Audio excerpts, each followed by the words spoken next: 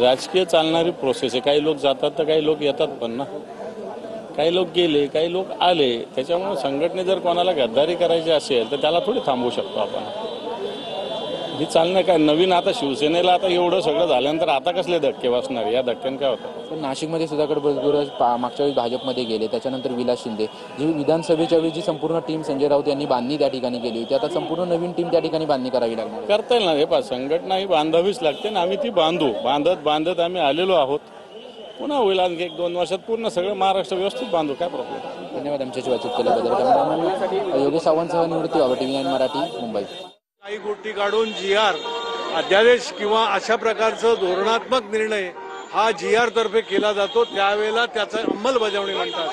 ती अजिबात उद्धव साहेब ज्या वेळेला मुख्यमंत्री होते महाराष्ट्राचे त्यावेळेला अजिबात झालेलं नाही आहे. त्यामुळे कुठेतरी हे करायचं आणि दुसऱ्यावर टाकायचं हा जो उद्योग या सरकारचा आहे हा उघडकीस अनेक वेळा आलेला आहे. आणि आज तर तुम्ही बघताय की या सगळ्या प्रकारामध्ये लोक सुद्धा आलेली होती, नागरिक आलेले आहेत. हा राजकीय पक्ष, सगळे राजकीय पक्ष तर एकवटून आलेलेच आहेत, परंतु हा विरोध हा काय याचं कुठेतरी अवलोकन करणं, कुठेतरी विचारात घेणं हे सरकारला सुबुद्धी होईल. पोलिसांचा दबाव आहे असं वाटतं, कारण पोलीस म्हणतात उद्यापासून अधिवेशन सुरू होते त्यामुळे परवानगी दिली नाहीये. अटी शर्तीचा अशा गोष्टींना बघा, पोलिसांनी पोलिसांचं कर्तव्य करावं, परंतु पोलिसांनाही हे कळतं की त्यांच्या मुलांवर, पहिलीला असलेल्या लहान बालकांवर मराठी, इंग्रजी हे ठीक आहे, परत हिंदी सक्तीची करणं हे त्यांना सुद्धा जळजळतं हो. ते त्यांचं कृती त्यांना करतील, कारण त्यांना जे सरकारने सांगितलं ते करतील. परंतु अशा वेळेला जिथे राज्यभरातून विरोध होतोय त्या ठिकाणी कुठच्याही या सरकारच्या परवानगीची परवानगी मोर्चा म्हणजे मनसे आणि शिवसेनेच्या युतीची नांदी म्हणावी.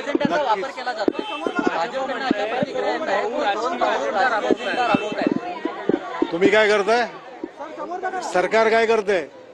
सरकारला अमानुषपणे ज्या गोष्टी करतंय याच्याकडे लक्ष द्यावं. सगळ्या गोष्टी ज्या ज्या चुका झाल्या, मोठ्या मोठ्या चुका लपवण्याचा प्रयत्न या अशा कारणांमधनं अशा कुठेतरी विषय आणून लोकांचं कुठेतरी मन, लोकांचे विचार लोकांना कुठेतरी दूर भटकवण्याचं काम हे सरकार करत आहे. आता हे चालणार नाही. आज ज्या कारणासाठी एकत्र आलेलो आहोत, महाराष्ट्र हा मोठा आहे, महाराष्ट्राचे विषय मोठे आहेत, महाराष्ट्र समृद्ध आणि मजबूत करण्यासाठी एकत्र येणं हे स्वाभाविक आहे. सर, भाजपनं धास्ती घेतलंय का हे दोन्ही ठाकरे बंधू एकत्र येत आहेत? नक्कीच. आज हे नसतं तर या बाकीच्या गोष्टी करायची गरज काय, बोलायची गरज काय? धन्यवाद तुमच्याशी बातचीत केल्याबद्दल. तर आपण पाहतो या ठिकाणी अनिल देसाई यांनी आपली मोर्चा हा होती आणि 5 जुलैचा मोर्चा हा भव्य मोर्चा असेल, त्या दृष्टीनं नियोजन नुसता भव्य ना, महाभव्य मोर्चा असेल.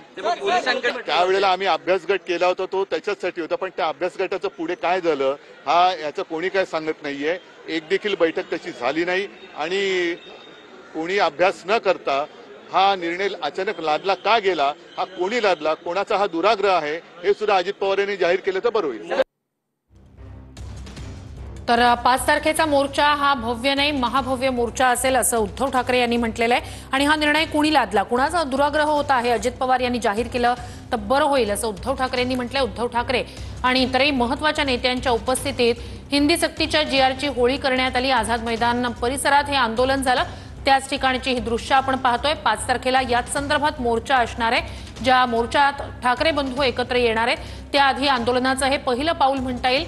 उद्धव ठाकरे, आदित्य ठाकरे यासह काँग्रेसचे प्रदेशाध्यक्ष हर्षवर्धन सपकाळ, मनसेचे सरदेसाई, इतरही महत्त्वाचे नेते उपस्थित होते. मनसेचे पदाधिकारी सोबत आलेले आहेत, आंदोलन करताय, काय भूमिका आहे? आज संपूर्ण महाराष्ट्राच्या अस्मितेचा प्रश्न आहे.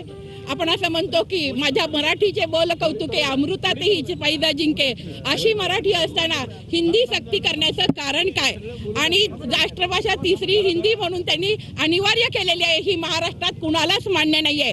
महाराष्ट्रामध्ये सगळे पक्ष, मग शिवसेना उद्धव बाळासाहेब ठाकरे पक्ष असू देत, मनसे असू देत, सर्व महाराष्ट्रातले मराठी प्रेमी असू देत, अनेक साहित्यिक कलाकार, महाराष्ट्रातला मराठी प्रेमी प्रत्येक नागरिक या आंदोलनामध्ये सहभागी होण्यास उत्सुक आहे.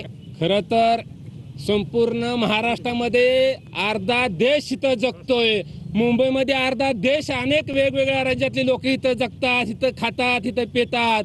मग खरं तर महाराष्ट्राला हिंदी सक्तीची गरज नाही, तर देशाला मराठीची गरज आहे. त्याच्यामुळं देशात मराठीची सक्ती करण्यात यावी.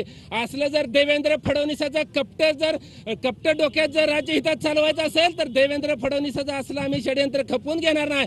पुढच्या काळामध्ये शिवसैनिक, मनसे सैनिक मंत्रालयामध्ये घुसून सगळी फोडतोड केल्याशिवाय राहणार नाही. त्याचा परिणाम भोगायची आम्ही तयारी ठेवलेली आहे. तर आज आंदोलन महाराष्ट्रात होतंय, उद्या आंदोलन तालुक्यात होईल, गावागावात होईल, गल्ली गल्लीत होईल, महानगरपालिकेच्या प्रत्येक वार्डात होईल, अशी या ठिकाणी आम्ही उद्धव बाळासाहेब ठाकरे गटाच्या वतीनं जाहीर चेतावणी देतोय. हे आंदोलन जे आहे त्या ठिकाणी करताना आपल्याला पाहायला मिळेल. कॅमेरामॅन विनोद उमनाबादकरसह सागर सुरवसे, TV9 मराठी, सोलापूर. तर आझाद मैदानातली ही दृश्य आहेत. उद्धव ठाकरे आणि इतरही महत्त्वाच्या नेत्यांच्या उपस्थितीत हिंदी सक्तीच्या GRची होळी करण्यात आली.